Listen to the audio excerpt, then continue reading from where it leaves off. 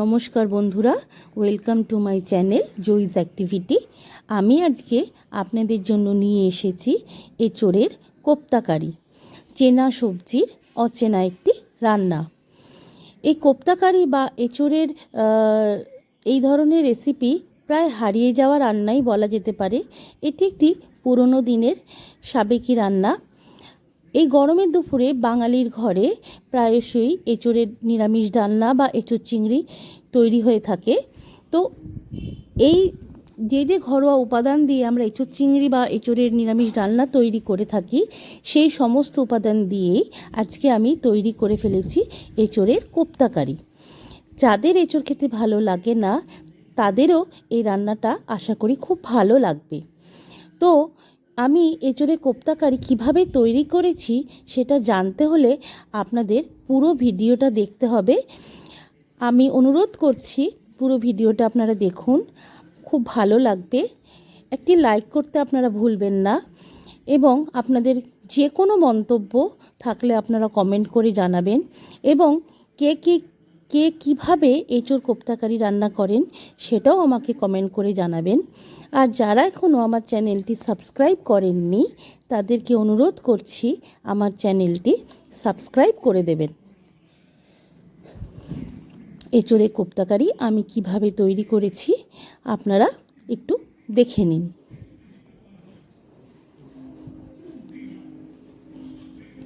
এঁচোড়ের কোপ্তা কারি তৈরি করার জন্য প্রথমেই ডুমো ডুমো করে কেটে রাখা এঁচোড়গুলোকে সেদ্ধ করে ভালো করে জল ঝরিয়ে নিয়েছি।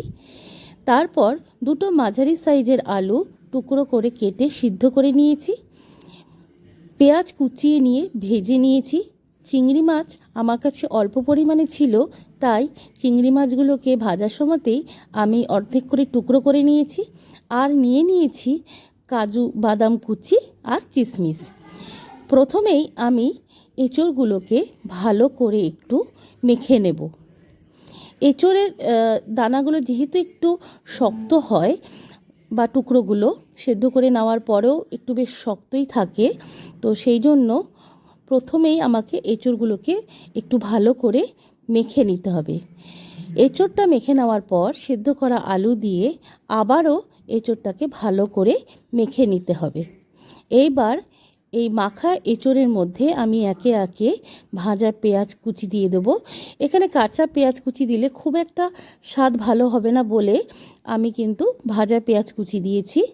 তার মধ্যে দিয়ে দিলাম কাজু বাদাম কুচি, কিশমিশ আর চিংড়ি মাছের টুকরোগুলো, ভেজে রাখা চিংড়ি মাছের টুকরোগুলো। শুকনো মশলা হিসাবে দিলাম সামান্য একটু হলুদ গুঁড়ো, 1 টেবিল চামচ মতন কাশ্মীরি লঙ্কা গুঁড়ো, 1 টেবিল চামচের থেকে একটু কম জিরে গুঁড়ো। আপনারা চাইলে এখানে ভাজা জিরে গুঁড়ো ব্যবহার করতে পারেন। তার সাথে দিয়ে নিলাম পরিমাণ মতো নুন আর চিনি। একটা কথা বলে রাখি, আমি কিন্তু এখানে চিনির ব্যবহারটা একটু বেশি করেছি। এঁচোড়টা যেহেতু একটু কষো ভাব, তাই জন্য একটু মিষ্টি দিয়ে করলে এটা খেতে অনেক বেশি সুস্বাদু বা টেস্টি লাগে। এই সমস্ত কিছু উপাদান দিয়ে আমি আবারও ভালো করে সেদ্ধ করা এঁচোড়টাকে মেখে নেব।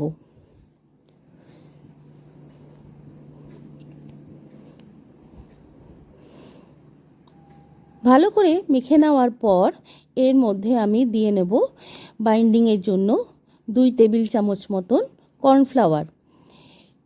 এখানে কর্নফ্লাওয়ারের বদলে বেসনও ব্যবহার করা যেতে পারে, কিন্তু কর্নফ্লাওয়ার দিলে অনেক বেশি ভালো হয়। কর্নফ্লাওয়ার দিয়ে মেখে নেওয়ার পর আমি এখানে শেষবারে দিয়ে দিলাম 2 টেবিল চামচ মতন ঘি। আমি কিন্তু আগে মাখার সময় কোনো রকম তেলের ব্যবহার করিনি। ঘি দিয়ে আরেকবার ভালো করে মেখে নিয়ে এবার ওই মাখা মিশ্রণটা থেকে ছোট ছোট করে কোপ্তা বলের মতন তৈরি করে নিলাম। কড়াইতে সাদা তেল গরম করে কোপ্তা বড়াগুলো আমি একটা একটা করে ছেড়ে দিচ্ছি। চামচ দিয়ে আলতো আলতো করে নাড়াচাড়া করে নিচ্ছি। খুন্তি দিয়ে নাড়াচাড়া করতে গেলে অনেক সময় বড়াগুলো ভেঙে যাওয়ার সম্ভাবনা থাকে, তো সেই জন্য আলতো হাতে আমাকে আমি চামচ দিয়েই এগুলোকে নাড়াচাড়া করে নিয়েছি। আর ভাজার সময় একটা জিনিস আপনারা আশা করি লক্ষ্য করেছেন, আমি কিন্তু ওই কাঁচা বড়াগুলোর ওপরে একটু করে তেল ছিটিয়ে দিচ্ছি। বড়ার তলগুলো যেমন ভাজা হচ্ছে, বড়ার ওপরগুলো আমি একটু করে গরম তেল চামচ দিয়ে দিয়ে এইভাবে দিয়ে নিচ্ছি। কম আঁচে একটু সময় নিয়ে আলতো হাতে বড়াগুলো ভাজতে হবে। বড়াগুলো ভাজা হতে হতে আমি গ্রেভির জন্য একটা মশলা তৈরি করে নিচ্ছি। আমি এখানে প্রায় 3টে মতন পেঁয়াজ কুচিয়ে ভেজে রেখেছি। নিয়ে নিয়েছি 4 মগজ, কাজু, কিশমিশ, আদা বাটা আর টমেটো কুচি। আর আমি এখানে গ্রেভিতে একটু আলু দেব, তাই টুকরো করে আলু ভেজে আমি তুলে নিয়েছি। প্রথমেই আমি মিক্সিং জারে 4 মগজ, কাজু, কিশমিশ বেটে নিলাম। আমি কিন্তু এটা বাটার সময় কোনো রকম জলের ব্যবহার করিনি। এর নিজস্ব যে তেল এবং কিশমিশের যে রস আছে তাই দিয়ে এটা খুব সুন্দরভাবে বাটা হয়ে গিয়েছে।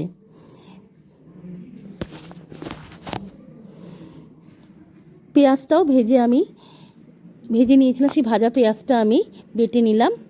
এবার বড়া ভাজার পর যে তেলটা অবশিষ্ট রয়েছে সেই তেলের মধ্যেই আমি 2টো তেজপাতা, 3টে শুকনো লঙ্কা আর সাজিরে ফোড়ন দিয়ে দিলাম।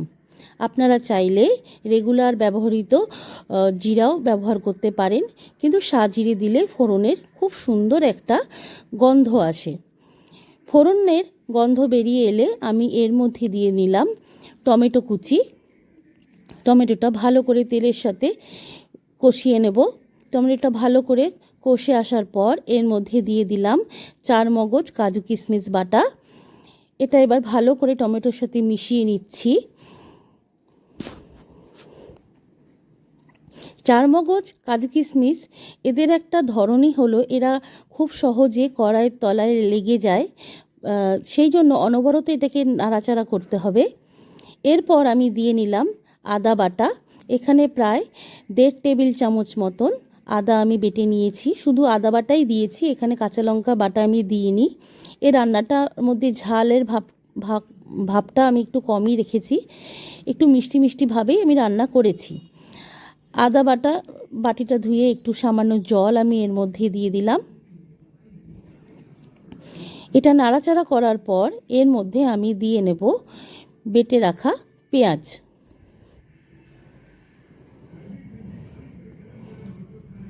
কুচিয়ে ভেজে রাখা পেঁয়াজ বাটাটা আমি দিয়ে দিলাম।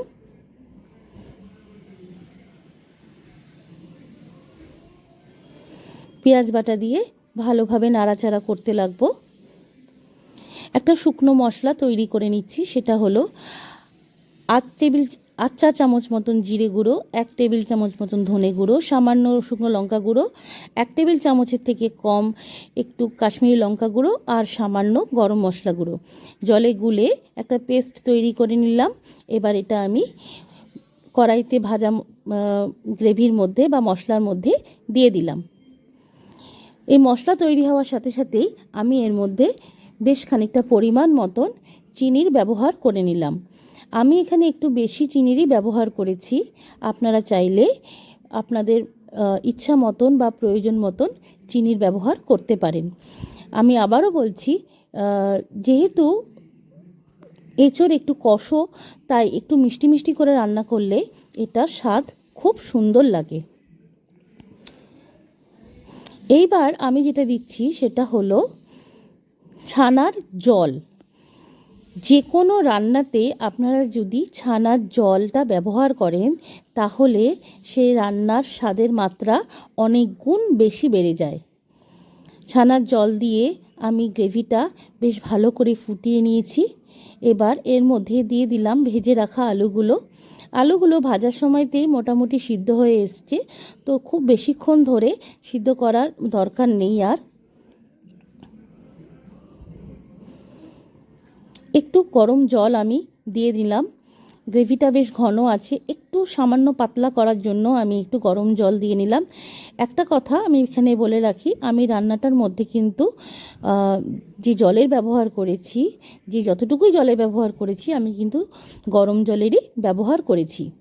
এর মধ্যে আমি দিয়ে নিলাম পরিমাণ মতন নুন দেওয়ার পর একটু নাড়াচাড়া করে নিয়ে সামান্য একটু ধনেপাতা কুচি দিয়ে নিলাম।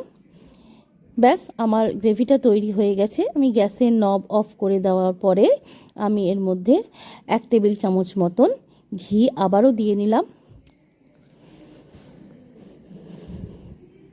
এইভাবে 1 মিনিট মতন নাড়াচাড়া করার পর যে পাত্রে বড়াগুলো রেখেছি সেই পাত্রে আস্তে আস্তে করে আমি গ্রেভিটা ঢেলে দেব।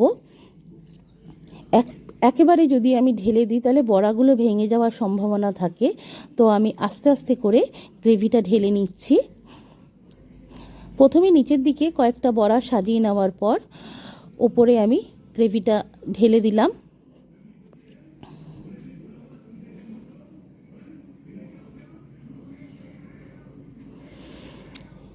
পুরো গ্রেভিটা ঢেলে দেওয়ার পর বাকি যে বড়াগুলো রয়েছে সেগুলো আমি গ্রেভির ওপরে ছড়িয়ে দিলাম বা রেখে দিলাম।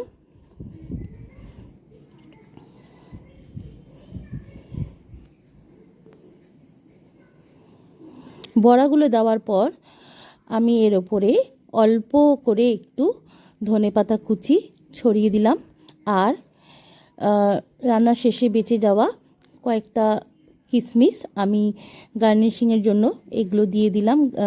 ধনেপাতা কুচি এবং কিশমিশ দিয়ে নিলাম। আশা করি আমি খুব সহজেই আপনাদের এই রান্নাটা বোঝাতে পেরেছি। ভালো লাগলে অবশ্যই লাইক করবেন এবং কমেন্ট করতে ভুলবেন না। নমস্কার।